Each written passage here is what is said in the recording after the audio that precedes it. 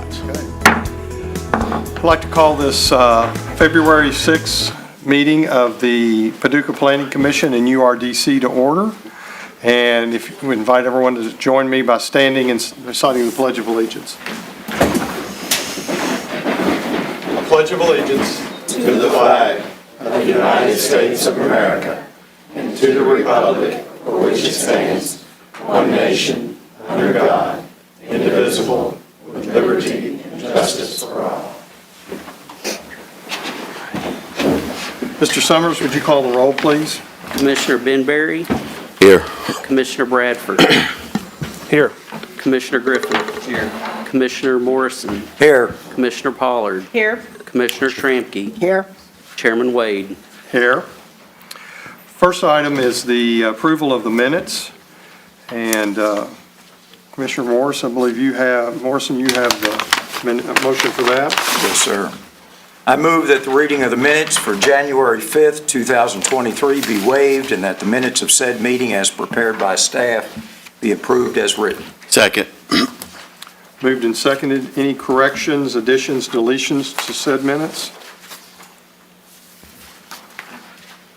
Should we first take roll? What? Should we take roll first? We did that.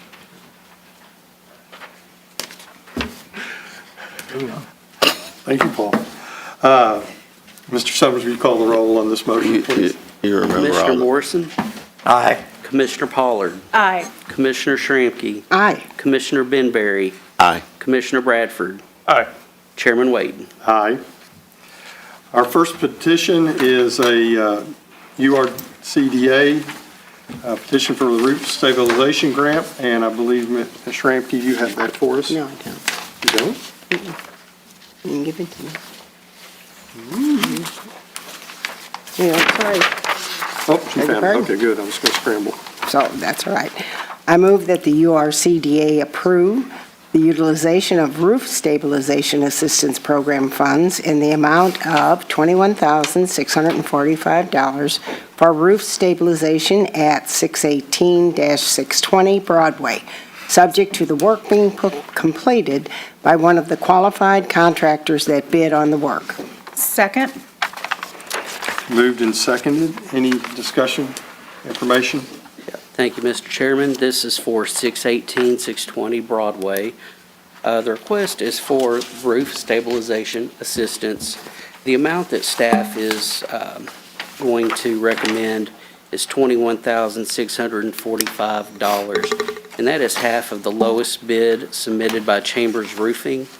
The petitioner did get two different contractors to submit bids, Atlas and Chambers, and pursuant to our guidelines, we are recommending half of the lowest amount.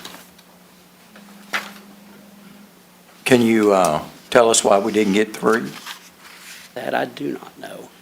Is that not required? Not to Just my recommended? Valerie. I believe it's just recommended. Okay. And sometimes, even though they put the bids out, they don't always get them back. So is it possible they could get just one bid and we'd still be, okay? It's possible, but we like at least two. I don't remember the exact wording of how that grant program is. It's been long.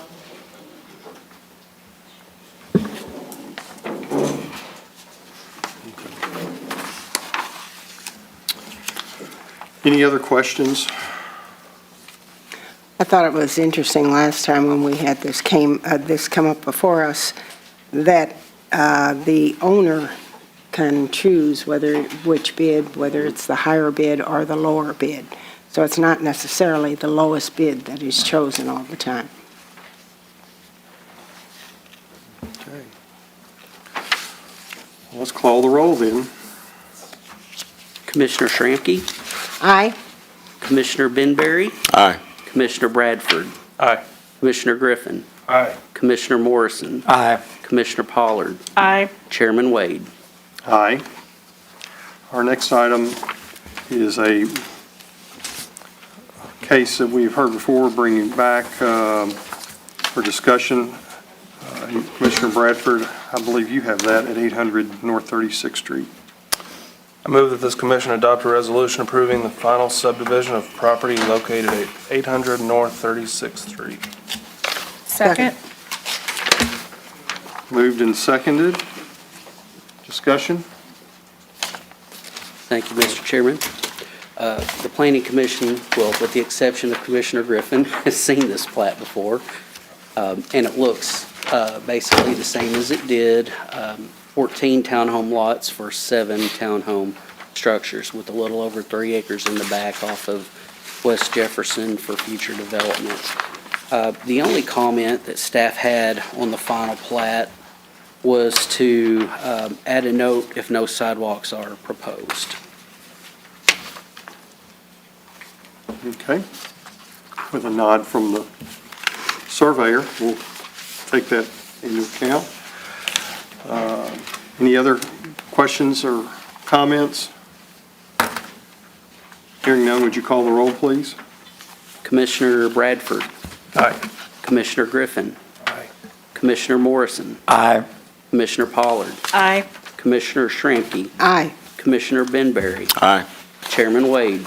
Aye. Our next item is 3750 Pecan Drive and 600 and 601 Deer Lick Place. And Commissioner Pollard, I believe, has that motion.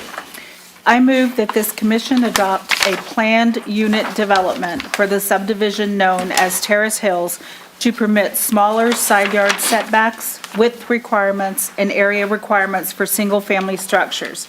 I further move that the preliminary subdivision plat for 3750 Pecan Drive and 600 and 601 Deer Lick Place be approved, and that the matter be continued generally pending submission of a final plat incorporating all requirements made known to the petitioner at the conclusion of the hearing. Second. All right, moved and seconded. We will enter into a public hearing after we hear comments from staff. I would ask that anyone who speaks for or against in this public hearing, come to the microphone, identify yourself, and limit your speech to the pertinent facts. And if any of your group has similar comments, try to condense those into one person speaking toward those comments. But with that, we'll enter into a public hearing and then turn it over to staff. Thank you, Mr. Chairman. There is 2 different petitions tonight for consideration. The first is a planned unit development, which is coterminous with the preliminary subdivision plat. For the planned unit development, one of the requirements proposed to be changed is a 5-yard or a 5-foot side yard setback for either single-family detached or single-family attached structures. The 40-foot front yard, the 25-foot rear yard is proposed to be maintained in accordance with the prescribed standards for the R1 zone. The other part of the request applies specifically to single-family residential structures. As presented tonight, the plat would accommodate 2-family structures in the R1 zone, the correct area, the correct total structure width. So what is specifically being asked for is to turn some of those potential 2-family structure lots into single-family structure lots with a minimum of 7,000 square feet and 50 foot of road frontage. Market conditions will determine what type of structure would be built, whether it's a single-family detached or single-family attached. And when I say single-family attached, that's basically a townhome with a firewall down the center with a property line. So the price point for these is young families or seniors, basically both ends of the socioeconomic demographic. And the hallmark of that is a smaller lot with less yard to maintain with a bigger building footprint. For the planned unit development, staff is supportive based on the comprehensive plan for population growth and also because of the Board of Commissioners' priorities for housing choice. Now, for the plat itself, please keep in mind that it is subject to change with the final plats that come before this body. What's being proposed at this time is 122 residential lots with 3 stormwater detention areas. The current western alignment of Deer Lick Place is proposed to be closed and renamed. It's proposed to move about 100 foot down to the west, more toward Buckner. And because of that offset in the realignment, we are asking for a new name for that street. Because a motorist, whenever they come to the stop sign there at Deer Lick Place now, won't know that the road jogs. So it's simply easier to rename the street. Colonial Drive is proposed to be improved in the platted location, and it's been platted in this location since September of 1927. The right-of-way closure of Deer Lick Place would come next upon approval of the preliminary plat, and it's just that western edge that would be closed. And if you'll notice that the jagged edges just north of the Ross property is proposed to be smoothed out into a more gentle curve instead of the jagged edges as platted in 1927. And then the final stages of the plats will come before this body for adoption in however many phases that might be. Now, in addition to the population growth and housing choice, which I'd mentioned earlier, staff is supportive of the subdivision plat because of the location. It's about 1.5 miles from the McCracken County Regional Trade Center, so goods and services are easy to come by for those residents. It's close to medical, it's close to churches. Pecan Drive is a major arterial that connects Highway 60, Highway 62. And also, motorists can utilize Buckner Lane to get to Pecan further down. So with that, I would be glad to answer any questions that you all may have.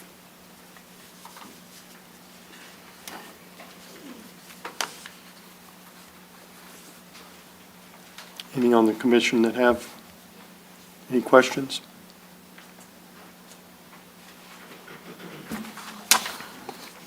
From the public, any questions?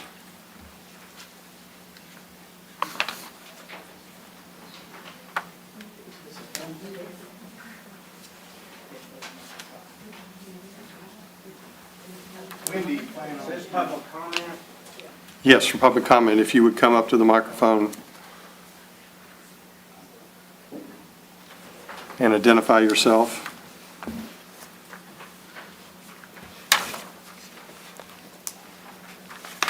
I'm Pat Stevenson. I live at 424 Oak Crest, which is on the corner of Oak Crest and Hill Terrace.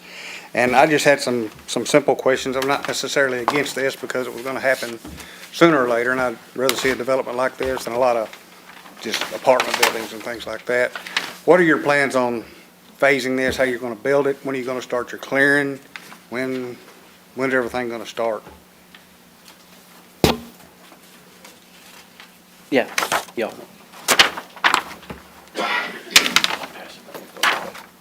My name's John M. Noonan. I'm the petitioner for what's proposed.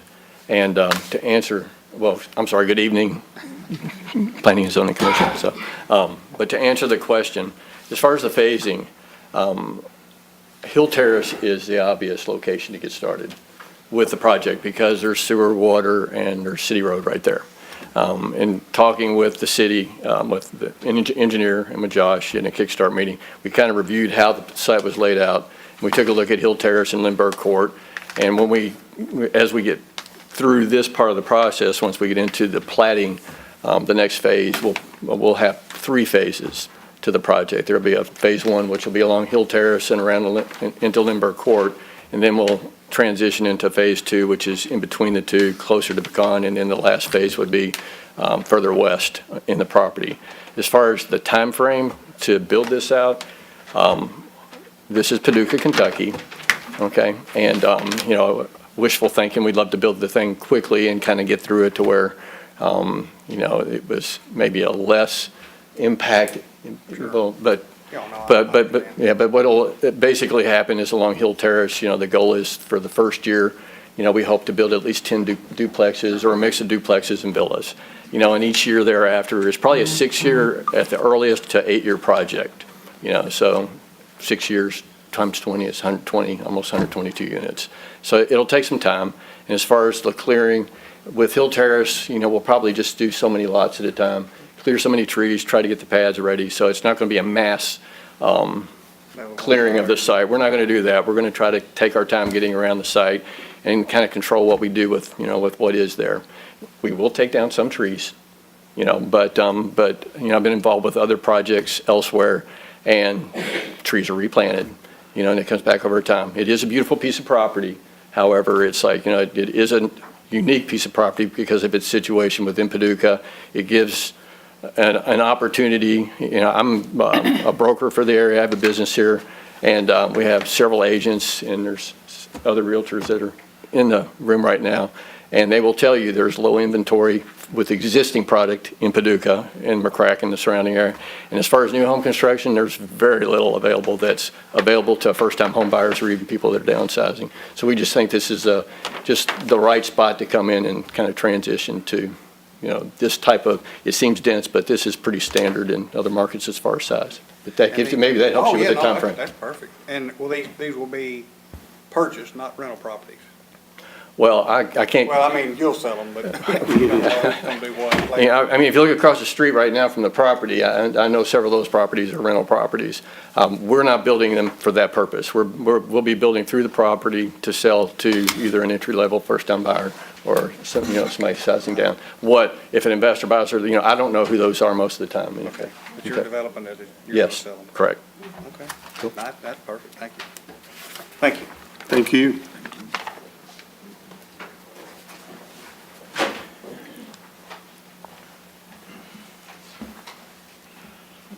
My name's Donna Hines, 5229 Hill Terrace. I want to know what it is going to be doing about the flooding because my building gets flooded every time we have a hard rain. I'm dealing with water. What is that going to do to flooding in that area? And is this considered low-income housing? Ms. Hines, if I could take the first part of your question about the flooding. There are 3 different detention areas that's going to be proposed on the site. One of the biggest ones is actually along Pecan, where that low area exists now. And our engineer that's working on the project is here, if you'd like to add anything to that. I have a question about that. Will this proposed development improve the situation that they now have in that area with all the flooding? Because I know there is flooding there. So will this correct? I think. Please. Sure. Okay, so this property is a hill, and it will be, there will be watershed as the property, develops. There's impervious area that will soak up some of the water. There'll be detention areas that will capture water and release as it should based on certain requirements, engineering requirements when you develop a property like this. I'm aware of other issues in the area, but those are other issues I believe the city's probably taking a look and trying to take care of themselves. Hill Terrace is built with curb and gutter, and I think the engineering department basically told us is like that part captures the water a certain way. We need to capture water on our site as far as detention in order to release the proper way based on, there's calculations and codes that you kind of work with, and it's like we're taking that into consideration. As far as what's beyond that, I'm not sure how that affects what's beyond, but I know that's maybe some other issue that is being addressed or not. I don't know. So is this a city issue, my flooding, or what? That is handled by our engineering department.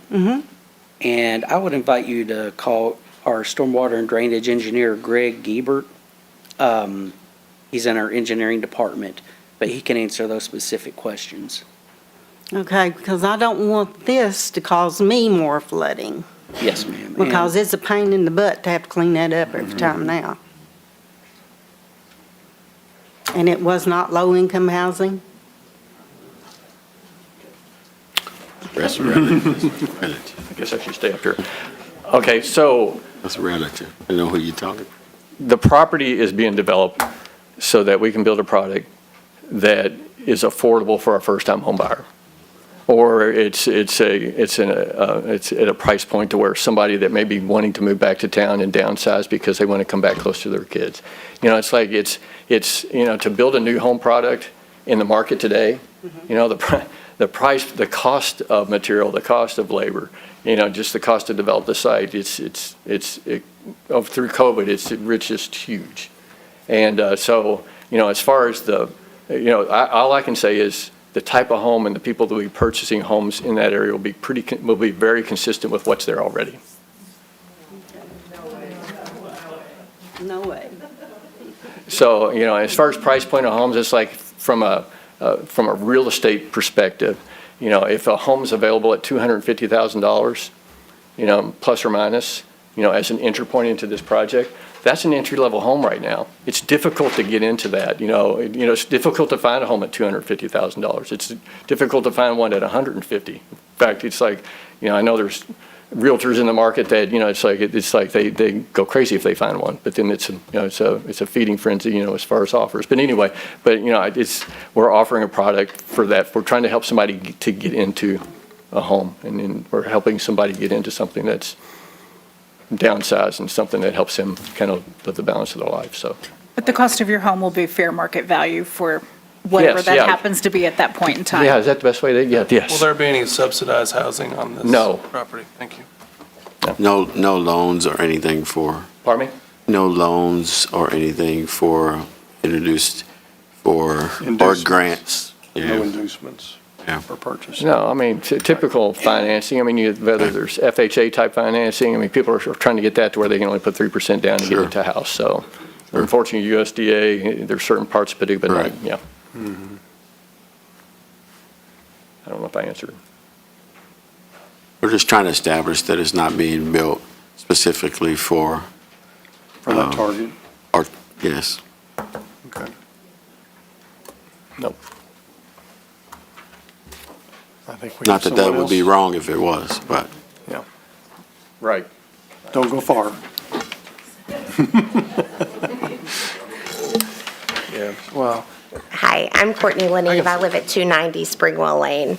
So I'm on the other side of Hill Terrace. I'm in the real sharp curve there. And my neighbor and I, he's 99, he couldn't be here tonight, but he asked me to come and ask some questions. And we've dealt with water issues. We are the two last houses on that decline there, and I have spent thousands of dollars on having people come out to excavate and move my dirt around, trying to keep from flooding my house. I get it, you're gonna put the storm drains in, but can you promise me that that's not gonna cause me worse issues? Because that's likely. I'm a single mom, and I'm trying to keep my house up the best I can. And it really concerns me that this water's going to we already have issues at the end of the road. I mean, they just did the big construction of the ditch and a new bridge and everything. And all of that water flows right there in front of my house. And my neighbor's yard is flooded, standing water constantly. And it's a big issue, and I don't have the money to keep trying to fix it. I can answer. Yeah. Okay.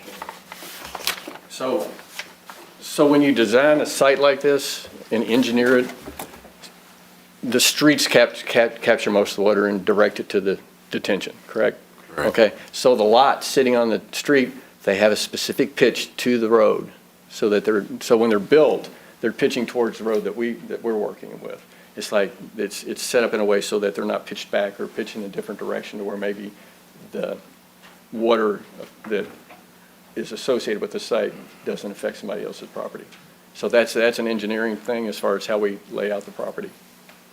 But typically, there's a specific slope on each particular lot, shedding the water to the road. Did that help any? Isn't there a point where the trees are cleared, Yeah. excavating it? Can we, In the building process, pardon me? She's asking before the drain. I can't hear her. Yeah. Building process. I can't hear. Hold on. Could you, whoever's talking, step up to the You need to mic? step up, please, because we can't hear. Okay. Lynn Byer, 280 Springwell. The property that we're concerned with, that's speaking, hers and mine, set on Springwell. That property that you're developing is higher than we are. Yeah. So now, we get significant runoff from that now. So when you take the trees out and you start excavating, what she's asking is, are we going to get drainage, even more drainage down that hill? Because the only thing that's keeping it there now from being worse is the trees and the bushes and the branches and all that, and you start clearing that out. Explain that. We catch it, and during construction, But you'll have to put construction fences up, I know that, but, go ahead. so you're going to dip those out and take the slope towards your roads? So if it's higher than we are now and it's going towards us, you have to excavate that way. I can kind of touch on, the stormwater ordinance and what we're required to abide by to assure that those things don't happen. I don't think everyone can hear. Yeah, if you guys will Whoever swear, talks yeah. needs to address. All right, I'm the Jason microphone. Goins. I'm with SiteWorks. I'm the engineer that will be responsible for the design when we get a little more into this. But to answer the stormwater issues, the stormwater ordinance for the city requires that any new development, we do calculations on what the current runoff is today, as is, with the woods, the grass, whatever is there. Once it's designed, we have to provide proof that the same amount of runoff, or there's no increase in runoff after a development. Right. So in order to do that, if we built all these houses and streets and everything, it's going to run off faster and all that, there would be potential issues. So what we have to provide are detention areas that will be placed at strategic areas on the site, obviously in the lowest areas. So runoff from the streets and the homes will be funneled either down the streets or into curb boxes, which puts the water underground into storm sewers. They will drain through the detention areas, and the detention area is there and designed to hold back the water. And then the outlet point from these detention ponds cannot allow any more water to leave the site than is leaving it today. So that's how the detention pond works. There is a restricted outlet that only allows X amount of water to leave the site, and then it builds up in the detention pond and then releases slower at the current rate that it does today. So the city, obviously is aware of drainage issues in that general area of town. They've, made those aware to us, and so the city will obviously be keeping an eye on that. If for whatever reason the development did cause an issue down the road, then obviously it's either designed wrong or it wasn't constructed right or whatever. We have to certify actually after construction that the project was built exactly according to the plan, which we review and sign off on, and the city also does as well. So if for whatever reason there was that would have to be corrected, and that's on the developer to make sure there aren't any increases or more problems that are currently in the area. What's the outlet going to be released to? It'll either be an existing. What was the question first? Yeah, go ahead. Where's the water from the retention ponds going to be released to?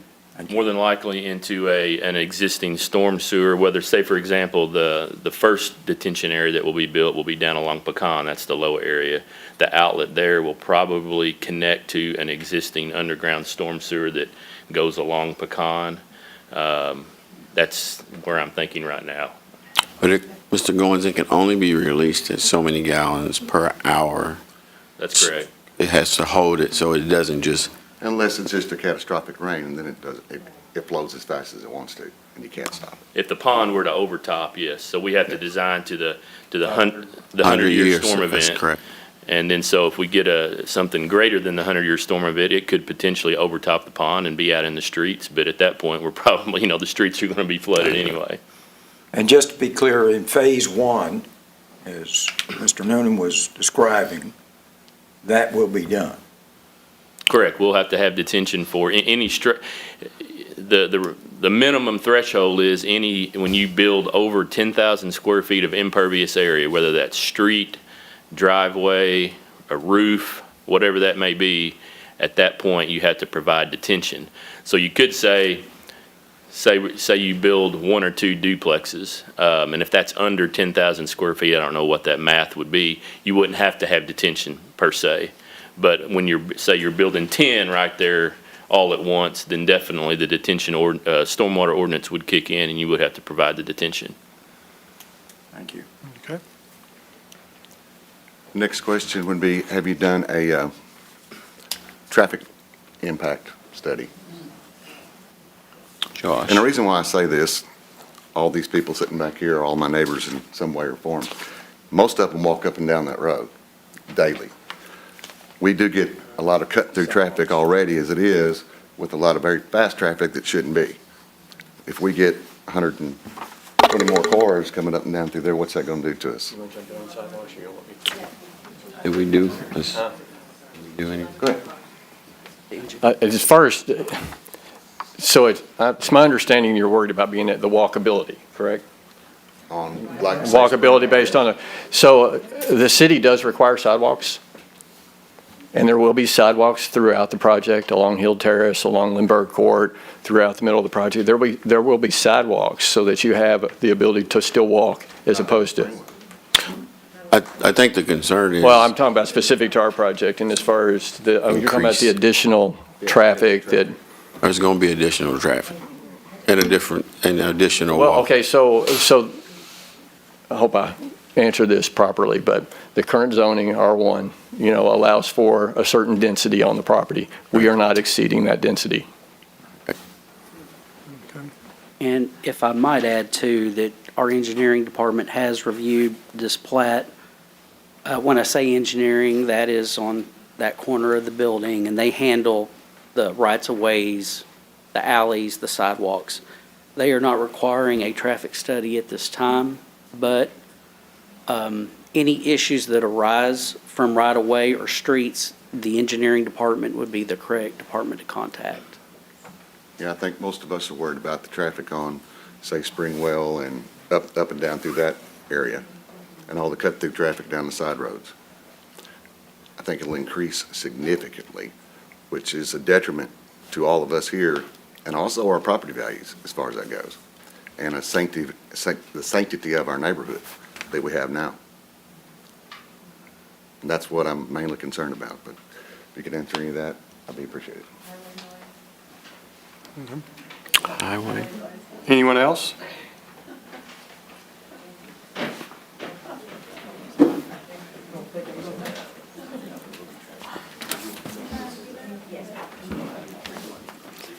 My name is Burnham Jones. Most people know me by Bo Jones.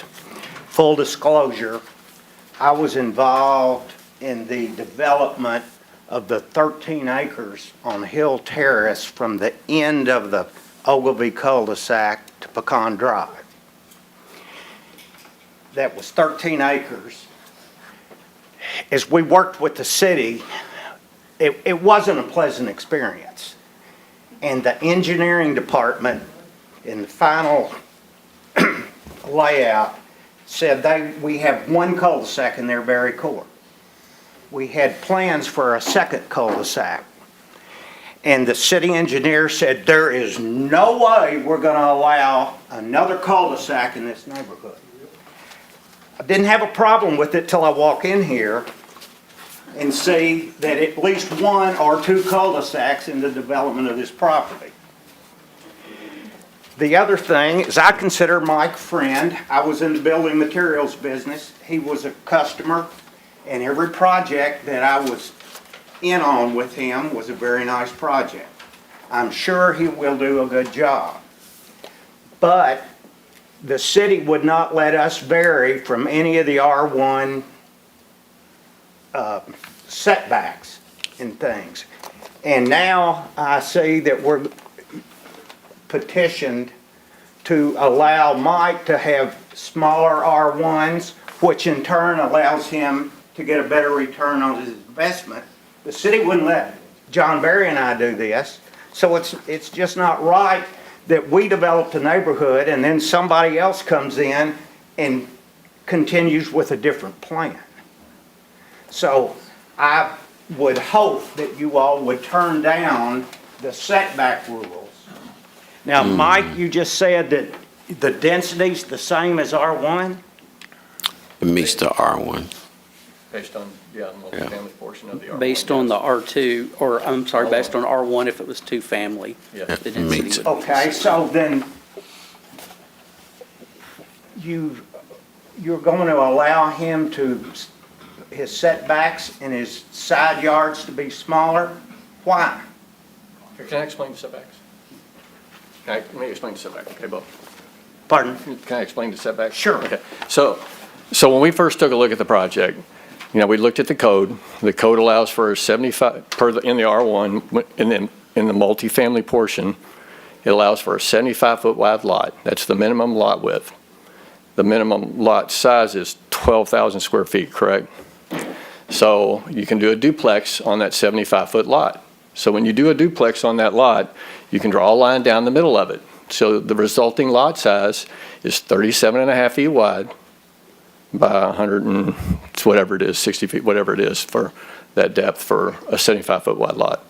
And when we were looking at it, it's like with a 75-foot lot per the current code, and half of that at 37.5 feet, and with an 8-foot side yard, that gives you 29 feet, to build a house for that side of the duplex.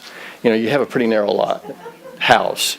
And so what we did is we're like, it needs to be wider. So we went to 50 feet wide. So we went to 100 foot wide for a lot, for a duplex lot.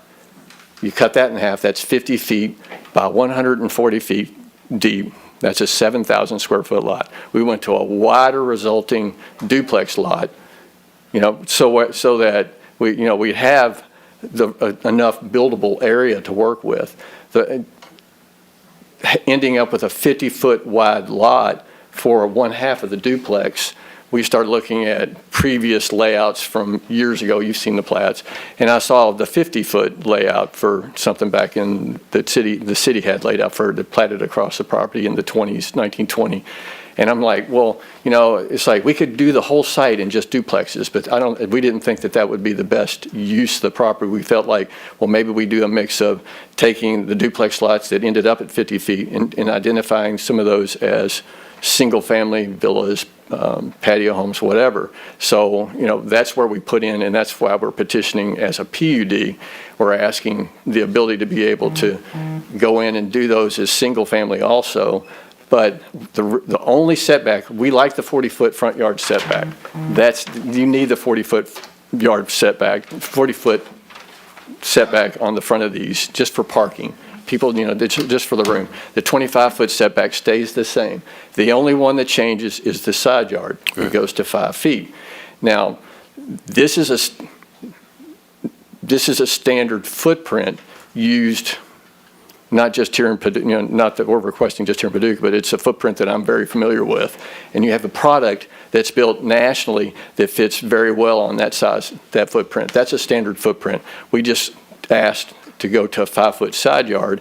We're still doing the 15, I believe it's a 15-foot side yard setback for lots on the corner, street corner, correct? And, but it's like, I would say the setback that we are requesting to be different, just to give us flexibility for a footprint of a future product, would be on a 50-foot lot to have the 5-foot sides, to where we have a little bit larger lot and a little bit more room to move around, even though the 5-foot side does seem different than the 8s that were on the original one. That's the one item that we are asking to adjust in regards to setbacks for the overall layout. But we are going to a bigger lot than what could be done in the R1 zone based on widths. We're going to a wider lot. And it's not the units will be, I have a question. I don't know. I have a question. It's not that the units will be 5 feet apart. There'll be 5 per unit. Yeah, so it's 10 feet. So 10 feet. Yeah. So in the city of Paducah, it's like 10 I feet just or wanna make that closer. clear. You have firewall issues. We don't Correct. want to deal with that, but 10 foot It's apart. 10 feet. I just want to make that clear for anyone that didn't know. And Josh, So- I so, believe we have other subdivisions that have been platted and set up that way, is that right? West Park Village. Yeah, West Yeah. Park Village, We've had that's a 2, planning 3. commission. Yeah, 2 or 3. Plantation Village was a planned unit development with zero. That's the one I was thinking Yeah, of. Plantation Village has a zero lot line. So it depends on how they're set up, and in this case, it is akin to Plantation Village in that Okay, respect. so this is not unique. Okay. Anything else, Mr. Jones? I still have another question. All right. I own 3 lots, one on Hill Terrace, 2 on Ogilvy. I have the fortune to have the 2 cross drains on Hill Terrace cut one of my lots in half, and the other one is on the property line. And over the years, a fairly large ditch has developed on the one closest to the Deer Lick lot that I have. And we've gone to the city engineering department and asked if they could do something, because it's the cross drain that was there, that was engineered when the road was paved, and we are not getting much satisfaction there. Then that water runs down to the cul-de-sac on Ogilvy, and on a heavy rain, it waters 10 to 12 inches deep there until it can drain out. My other lot at 5100 Ogilvy, I built the ditch when I constructed the property, but it's washed out my driveway one time. And it has the other cross drain that would come down the easement of Colonial Avenue. So to say that the problem would be the city's problem, that's kind of hard here, because the city has not been very receptive to doing anything about that problem. Separate issue. Then my lot at 5150 Ogilvy backs up to a project that Cheryl Houston built 8 or 10 years ago. And it had an engineering drain plotted in it, except after it was finished, nobody realized that the drain wasn't there until I saw my property flooding. And lo and behold, it was on the plat, but nobody ever put it in and nobody ever caught it. So bad things do happen here. Sorry, I didn't hear. Are you a resident of the area? I'm a resident of the area, but I'm a property owner, and here again, full disclosure, I have rental property there. And, but I do live close by.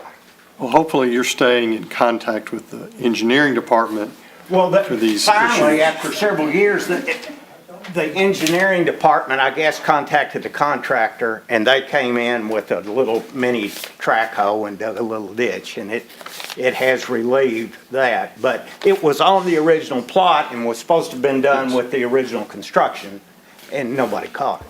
So, I understand. Thank you for sharing that. all right. Can I make a comment from sitting here? We would not be able to hear you. I'll repeat it for her. I can speak loud. I live on Springwell, right up the street from Marsh Feather, 4 houses. Do you know why Springwell is named Springwell Lane? I'm serious. There are springs all along there. When it rains, it runs down through my yard. There are springs. If you come behind me and build a house, no close, and you don't drain it towards the street, if you drain it towards the back, you will flood my property. And your neighbor's property. And everybody else's. Okay. What is your name, ma'am? Pardon me? What is your name? Shirley Wrinkle. Okay, thank you, Ms. Wrinkle. I live 4 houses east of Marsh Feather. And he lives as you turn the corner. And I live up there behind, that last house on the far side of the property you're dividing. And if you come in there and you build and you don't slant it toward the street, and you slope it towards the back, you will flood a lot of houses. A lot of houses. Mr. Goins? Because it's named Springwell Lane. Okay. Yeah, Mr. Goins. Let's go on to, or do you want to make a comments back against that? Comment. Okay. My name is Clayton Howell, and I live on 51 and a half of Hill Terrace, right next to his house where he owns there. And they got a big water coming east and west right across. Get right in the middle of my yard and go right across. And they got a tunnel there that the water comes out. And I talked to the engineer. He said, go and put some dirt there. I said, if you put dirt there, it's going to get washed right away. Because some morning I get up and they're having a flood around there, water in my backyard, back there, up in the go-yard. So I don't know who to even talk to about it. I talked to the engineer, he didn't give me no good answer about it, so I just let it go. But I'm trying to get the house sold and get out of there, because I don't want to be there no more. Because won't nobody do nothing. I talked to the engineer, he don't give me a good answer. He told me, haul some dirt in there. So what I'm going to do, you haul the dirt in there, it's going to flood right back out somewhere. Back there in the pond in the back of the place back there, they got a pond back there where the water goes right on out in the pond. And don't have no ditch. Is that the city engineer? City engineer told me that. Okay. He said, haul some dirt in there. But the water come from east and west and meet right there by my yard and come right across the yard. Got no ditch or nothing. I mean, he said, well, the road belongs to the city and the yard belongs to you. I said, well, okay, if the city run the water on me, then the city got to do something about it. He said, no. So what can you do? Okay. So I'm like I say, I'm in the middle of the block. I got the only house in the middle of the block. And that water is running me crazy. Every time, he'll tell you, that water is running there like a ditch. Every time it rains, you got a flood there. I'm talking about a flood. So they don't do nothing about it. So I'm going to have to sell the house and get out of there. And I told him, I said, well, I'm going to have to sell the house. He said, move in. That's what the city engineer told me. He said, move in. So what am I supposed to do? Move or what? Thank you. I've been in there 22 years. I moved there 22 years ago. Wow. And nobody done nothing about it. Okay. So I don't know what to even, who to talk to here about it. And I talked to the engineer, I thought he's supposed to be in charge of all that, don't he? I feel confident that planning staff will have conversations with the engineering department about that. So any comments back from the developer or the, or Site Works on this? So it almost goes back to the same question that they had before as far as, and I will tell you that the most recent project that I've been involved with, not here, but in Central Florida, it's probably one of the most ecologically sensitive properties, in the country. It's in the Green Swamp Area Critical Concern. There is a spring there. And projects in different parts of the country are held to a certain standard, and there are requirements, engineering requirements that are in place that developers have to abide by. There's the core and everything else and species, but here, I do have a lot of confidence in the fact that there are requirements that the city puts in place for individuals like myself, that if they want to come in and try to develop a piece of property, that there are engineering standards that we abide by. And we hire engineering groups to kind of work with because they're the most familiar with those requirements set in a certain area. And so, we're working with an engineer. It's like, there are issues in regards to how you develop a site. You have to engineer it a certain way. And it's like, and I can assure you that we'll be addressing that with our engineer and with the city engineer to make sure that we pay attention to the drainage issues that may be in and around the site. on our property, though. Well, what I want to know, if the road belongs to the city, and then the city letting the water run over on me, so who do you feel about that? I mean, I know the land belongs to me there, and everything, but then if the water running on me, and you ask the engineer about it, he tell you that, put some dirt out there. You see So who? what are you gonna do? Who did he say? he told me it's my problem. Who did, yeah. Who? I didn't hear the name of who said that. The engineer. Well, I know, City did you have a engineer. name? Like, what?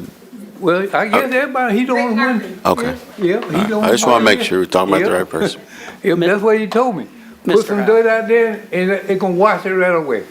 That water comes so deep in there, sometimes it look like you can put a boat out there and float out there. Mr. Howe, So that's the way it is.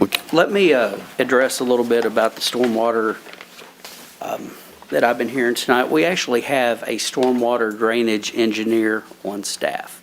His name is Greg Giebert, and he works underneath our main city engineer. He would be the person to talk to. He's not been on staff, but maybe a year and a half, maybe two. So if it was prior to that, you probably haven't talked to this gentleman. So Greg Giebert would be the person to talk to because he's specifically assigned for stormwater issues. So I would invite you to contact him in our engineering department. Well, isn't this guy the head of the whole engineers around here? It looked like to me he engineers everything else around here. Isn't he the head? I don't know who to talk to, because he said he the only one. I told him, I said, anybody else I can talk to? He said, no, I'm the one. That's what he said. So he gave me some pretty bad answers, and then he told me, well, the house don't belong to you. I said, I don't know, 20 years ago I bought it, so I guess it must belong to me. I don't know who else it could belong to. I came here 20 years ago. And so I don't know who to talk to. You said, talk to this guy. He told me he was over everything. He's the top engineer here. So somebody tell me who to talk to. I mean, the water running from the road, he said it belongs to the city. But the land belongs to me. But he running the water from the city on me then. Road was ours. So what can you do about that? Not a new road. Mr. Summerlin, would you write the name down for him afterwards and get that to him? And like I said, it's running east and west. Get right in the middle and come right across my yard. Okay, we'll see what we can do to help you. Okay, I thank you. All right, thank you. Yes, ma'am. Sally Mosier at 270 Springwell Lane. I think you can see the common concern here is that we don't have much faith in the city engineer. All of the work that was just done on our road how long was our road shut down on Springwell and Oakcrest? How long? 6 months, more? The first time it rained, the water is worse than it was before. I have a video on my phone of the night that the rain came through, right there by the apartments and right there by the little circle, the cul-de-sac there at the beginning, just total flooding through there. So our main concern is there's going to be a lot of work being done, and we're going to, again, be affected by the being put out by the work and then having our properties damaged. I know Ms. Wrinkles lived there since 1968. She's my next door neighbor. A simple add-on to our house way back when caused her house to flood. It happens just like that. So our concern is you're going to remove the trees. Hill Terrace is going to get even more water. Springwell and Oakcrest, that corner is going to get even more water. Again, it's Paducah. You're going to clear the trees. How long before you get the retention ponds dug to redirect that water? It could happen, 2-3 hours of hard rain, we're flooding. So that is our main concern. We don't want to, and if our houses do flood, who do we contact? Do we contact Siteworks? Do we contact, who's responsible for the immediate out-of-pocket expense? The deductibles, the immediate out-of-pocket of thousands of dollars. Courtney, your house is flooded how many times, in the back of your yard and stuff. So that is our main concern. That's the thing that still hasn't been answered, but is our main concern, I feel like. Anybody else agree? I mean, the project on Springwell was just wrapped up. The road's been open a month, maybe, 2? If you're going to keep talking, please do if you want, but we need you at the microphone. Okay. All But right, that's fine. thank you. One thing I wanted to note on the Springwell, I mean, it sounds like maybe there are current issues or, whatever. I fully believe what they're saying. But one thing to note on this project, I would say 90 to 95% of this project drains the opposite direction. It either drains north towards Hill Terrace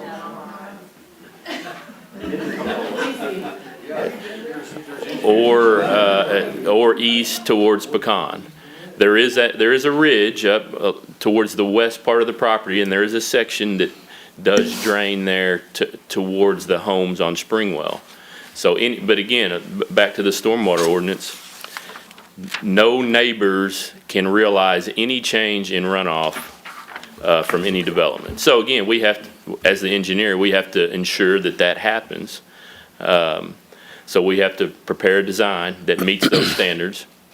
The city engineer will review it and hopefully approve. But then practically speaking, sometimes, the real world, it's a little different. So if there was an issue, then it would be on the engineer or the developer to fix that. If we're not meeting we can't just increase water on the neighbor.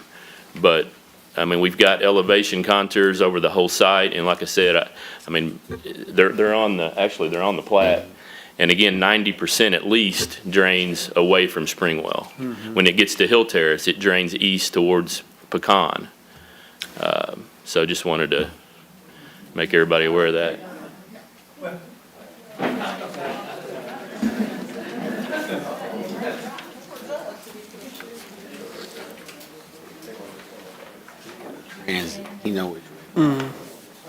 Hey, folks, here I am again. I'm David Curtis. My wife Linda and I own 7 rental properties that Mr. Noonan referred to on Hill Terrace, and we live on Pecan. And the biggest problem with this development that I see is surface water. Surface water and a lot of traffic, and quite frankly, the infrastructure is not prepared for it. You mentioned a storm drainage down on Pecan. Storm drainage that was there. The only storm drainage that I know of is a ditch. And my wife and I spent $40,000 putting riprap on it so it wouldn't wash the banks away. Now, all of this stuff comes across Hill Terrace. You're right about that.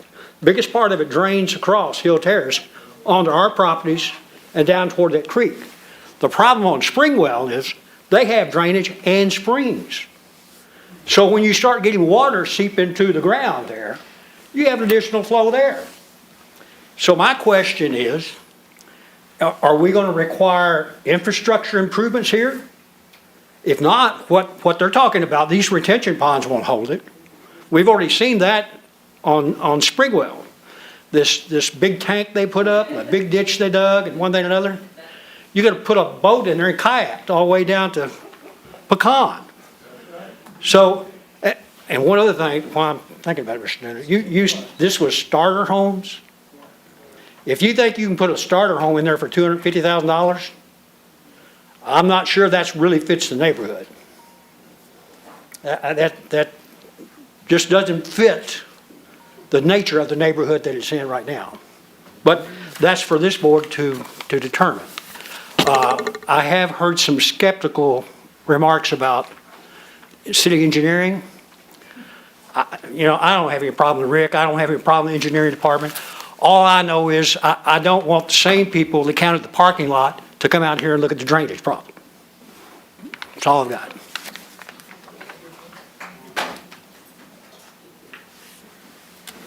Anyone else?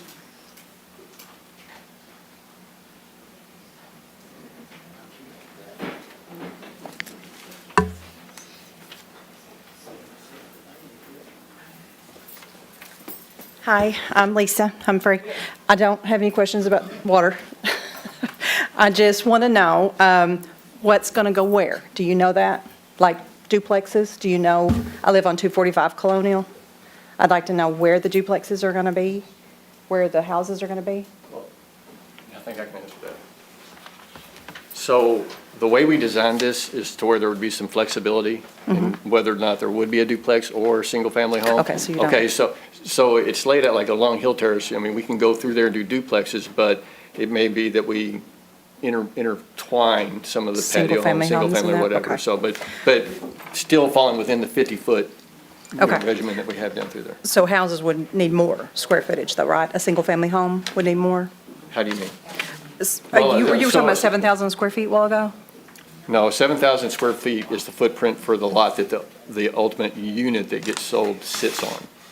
Okay, so that could be. What's that?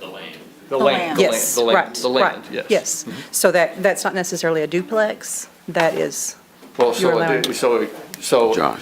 let's say that area right here, I'm identifying a duplex on a 100-foot wide combination of two 50-foot lots. Building.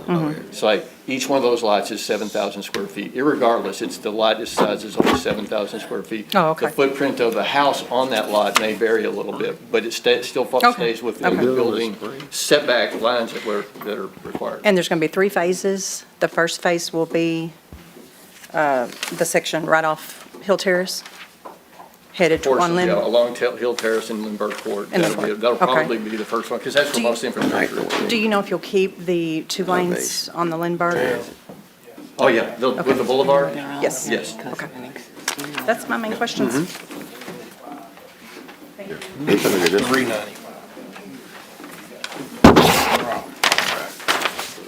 Donna Hines.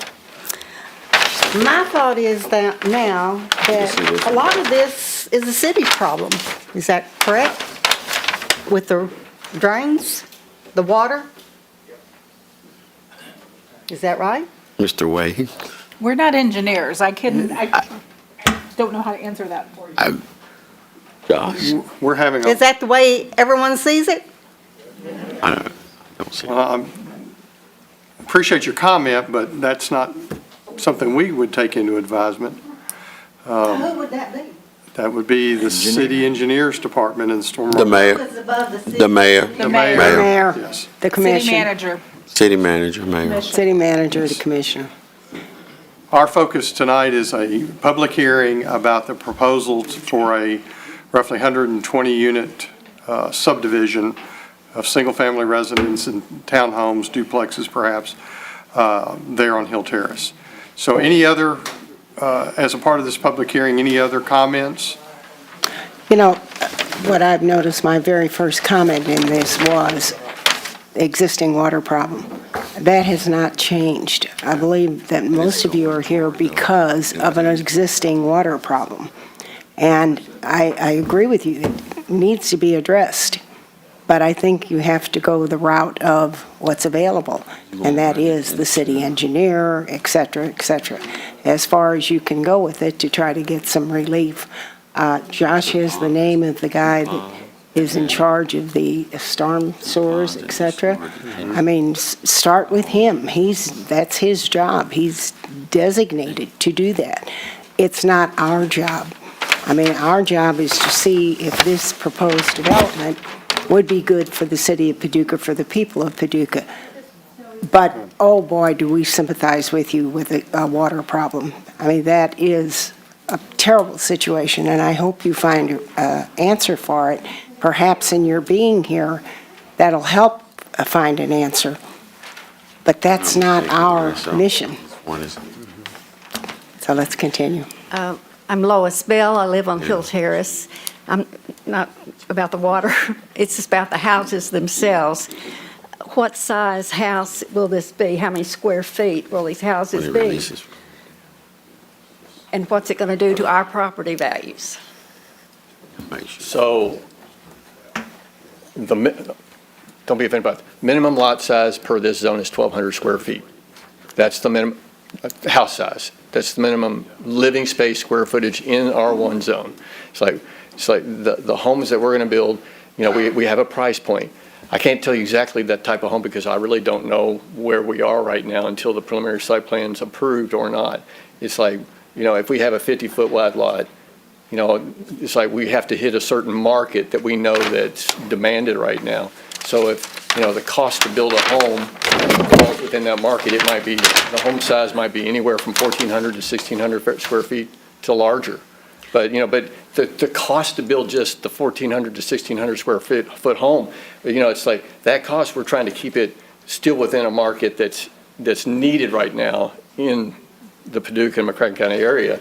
And so that size home, how does it affect what's currently there? That's, I don't know how to answer that question as far as. Is this going, It's new product, so that's what we're building. are these houses going to look like the ones over on Village Square, that area? On Village Square Drive. Yeah, there's, Off of Henson Road, Hunter's Ridge. Hunter's Ridge, those houses? It's off North Friendship.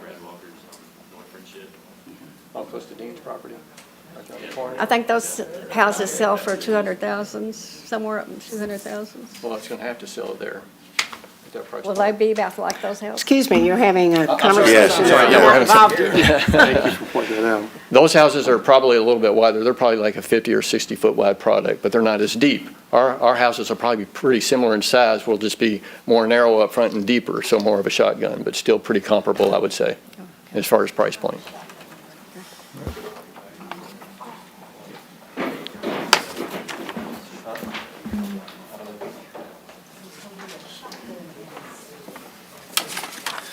Hi, Brian and Crystal Lee. We live on 3660 Pecan Drive. We don't personally have any water concerns related to this project, but we are concerned that traffic was brought up and, again, the property value and just the livability to this project. We're talking about a project that brings in a large population density. Again, it doesn't seem to fit with the current surrounding houses that are there, particularly ours on Pecan Drive, certainly the West Vale houses, and many of the others along Springwell. This really doesn't fit with it. We're talking about a very dense property that's being put in that really devalues everyone's property in this room, and significantly increases the traffic in a negative way. I think there's a lot of ways you could develop this property that would either maintain or even potentially increase some property values that wouldn't cause a lot of the same issues that we're talking about today. We have a lot of privacy, a lot of space. We've done a lot to take care of our home and serve the people around us. And quite frankly, if you lived in our home, I don't think you would want that happening beside you. I mean, I totally understand what you're trying to do, and I know it's business, and I know your point, but we've take a lot of pride in our home and what we've done to it, and so does everyone else around us. And I mean, it's upsetting that something like that would come in there, and I just know that if you were in the same circumstance, I don't think you would want that either. Thank you for listening. Thank you.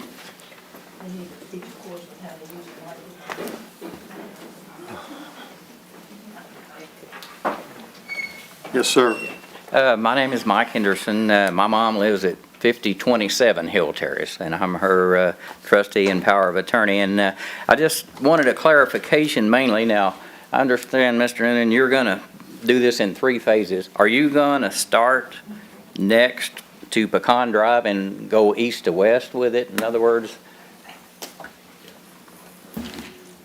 you're going to start and move east to west, right? After we go along Hill Terrace and up Lindbergh Court, then we'll be. Okay, you're going to start here. Yeah, Okay. and along Hill Terrace and Lindbergh Court, wrapping around Okay. this to some degree. Okay. And then we'll work our way west. Okay, and then just a couple of other questions, and once again, I'm just clarifying here. Now, are you gonna have to put this drainage, track C, are you gonna have to complete that when you start on Hill Terrace? May not be, it will be built to handle phase 1. Right, okay, and I understand your plan to do it in section, you're gonna leave the bulk of the property wooded, and you're gonna clear out about 10 lots at a time possibly, or is that your plan? In other words, if you start over here, this is all gonna remain wooded for some time, and you'll complete this as you start these east moving west? Correct. Okay. Okay. Thank you. Any other comments?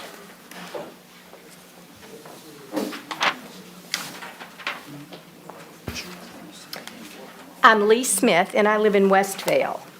And my husband and I lived on Jefferson Street for a long time. We loved it, but it was very, very noisy.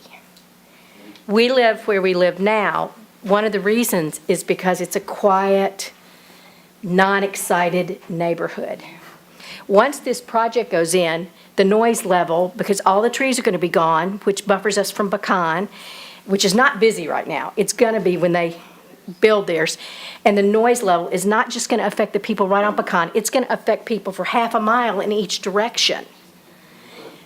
It's going to decrease our property values because one of the reasons people moved there, several of whom are here, was because it was quiet. And that's a major thing that nothing you can do is going to change that.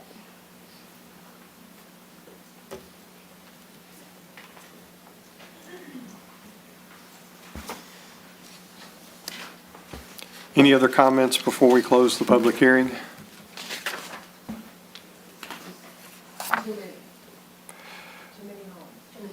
Okay.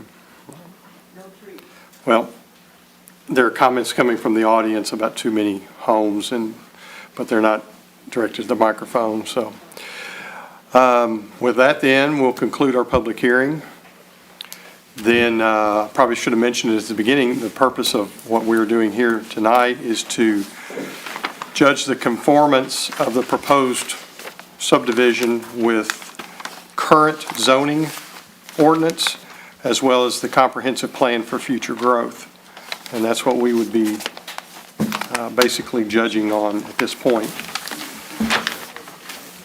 So with the public hearing concluded, I believe we're ready to call the question.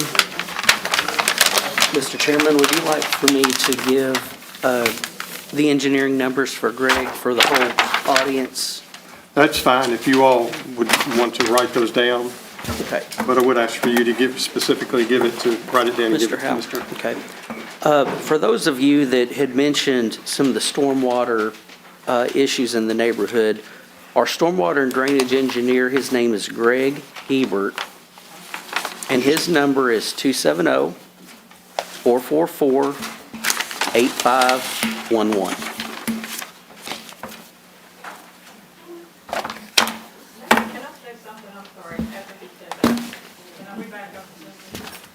Well, the public hearing is closed. Does the commissioners have any?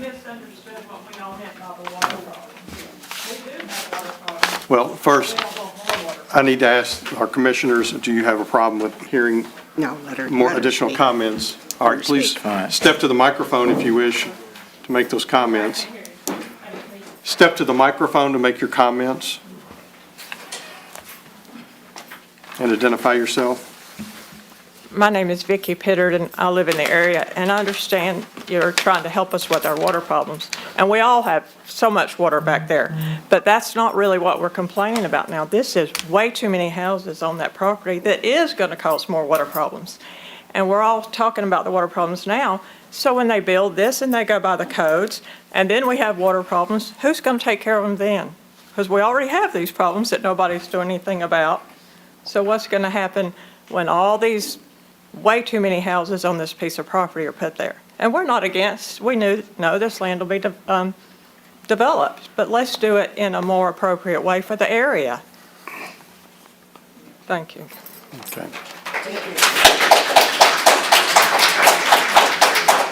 I've got to say one more thing. Okay. Let's close the public hearing for sure this time, and then we'll have comments from the commissioners. Okay. All right, we will now close the public hearing. No more testimony at the microphone. We will open it up for any comments before calling the question. Any other questions or comments from commissioners? Well, I do have another comment, and that is, please keep in mind what our charges are, what we are here for. Now, the benefit that I think we have this evening is there's power in numbers, and this turnout is wonderful. I think you all should get together. I think you shouldn't stop with one department. I think you should be calling whoever you need to call, let them know what's going on. We have city commissioners, we have the mayor. They're going to hate me for this, but do it. get together and present your argument and make something happen. This isn't the place where we can help you, but you certainly can help yourselves, which you've started by showing up tonight. Thank you for coming to our public hearing. And, are we televised tonight? Yes. Yeah, we're on television. There's a lot of people that are going to hear this. So don't drop it now. Keep it going. Any other comments or questions? Yeah, I do. Josh, as I understand it, we have a responsibility to make sure that the site plan that we're being asked to vote on tonight does not worsen any water problems. Right. The laws are in place, they're there to make sure that this property doesn't increase runoff to neighboring properties.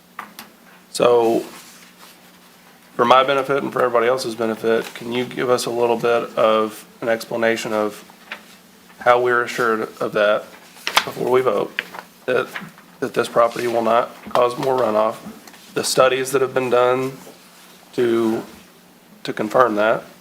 If they don't, I think Mr. Goins addressed a little bit, if those studies end up being wrong and the laws in place still say that you shouldn't do the runoff, what's the next step after that? What do our ordinances say is the recourse for that?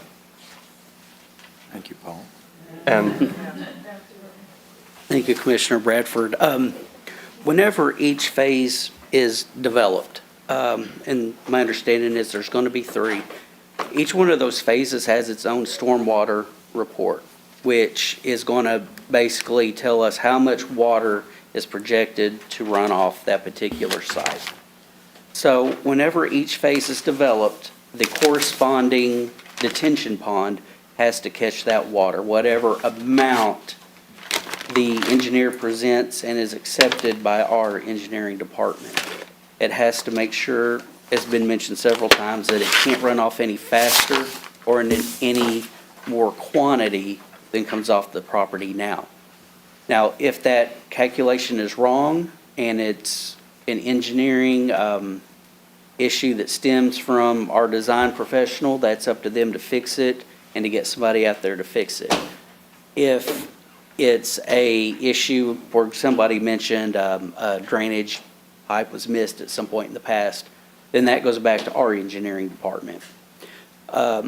So that's kind of in a nutshell how that works, and Mr. Goins can add to that if he likes, but in a nutshell, that's how that works. Whatever impervious is for that particular area, that's the water you have to catch for that phase. And follow-up question, do we have in the materials we've been provided from the applicant and their engineer assurances as far as we can get them right now that this property will not cause further runoff on the adjacent properties? Well, that is already an ordinance form that they have to meet regardless. And the detention areas are proposed, and as I mentioned, there's 3 of them. And they're placed strategically for each phase, that when each phase is developed, that corresponding detention pond is going to catch that water. And so, of course, this is preliminary plat / PUD, but they were placed there with the concept to deal with each phase as it comes along. To add what Paul said, many projects are scrapped because of how stringent this policy is on the stormwater, because it elevates the price so much to complete the project. So we've seen many projects not going forward because of you have to do so much to ensure that the water is put out so many gallons per hour or doesn't increase the runoff. So it's an effective and proven way. So, and the cost is substantial, not just a little bit. All right. Mr. Bradford, anything else? No, I don't think so. Okay. Ms. Pollard? Mr. Griffin, anything? Mr. Benberry, thank you for your comments. Mr. Morrison, any questions or comments? All right, we'll call the roll. Commissioner Pollard. Aye. Commissioner Shramky, Aye. Commissioner Benberry, Aye. Commissioner Bradford, Aye. Commissioner Griffin, Commissioner Morrison, Aye. Chairman Wade. Aye. All right. Thank you all very much.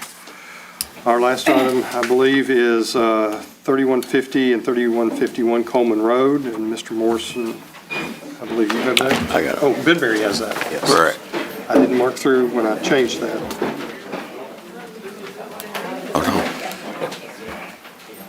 For those who are exiting, if you could do so quietly while we finish up our business, please. I move that this commission adopt a resolution forwarding a positive recommendation to the Board of Commissioners to vacate and close 8,208 square feet of Coleman Road between 3150 and 3151 Coleman Road. Second. Moved and seconded. Thank you, Mr. Chairman. Right now, Coleman Road, this is the section between Rafferty's and Burger King that we're talking about. And the right-of-way is open all the way to Technology Drive, which is over the ditch and up the hill. What's being proposed is a cul-de-sac in order for garbage trucks and trash trucks to turn around. And as of right now, when they get to the end of the paved area of Coleman Road, they make a right, which is a huge paved lot, or I'm sorry, a gravel lot that semi-trucks use for the hotels. So this is simply to separate that right-of-way between what's coming down the hill from Technology Drive and the existing right-of-way off Hinkleville Road.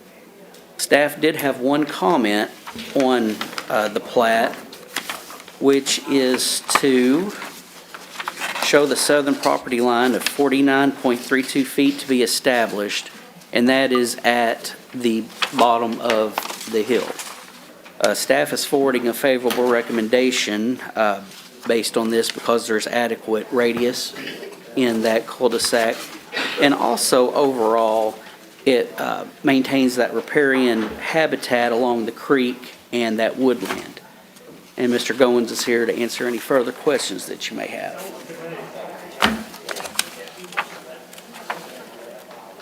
Any questions? Do you have anything you wish to say? Or? No, I don't have a whole lot to add to that.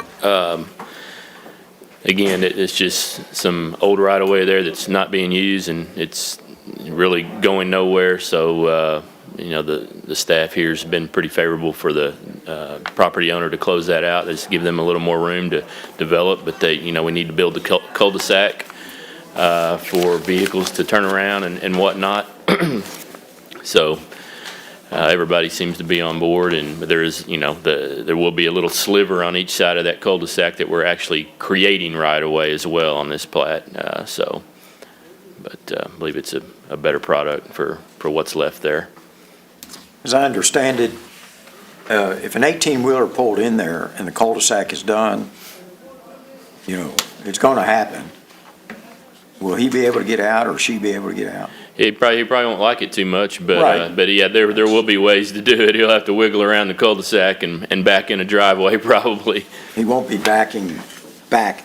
No. Okay. That's a good question. It should be, it'll be marked, so I'm sure, wouldn't it? Not have a sign.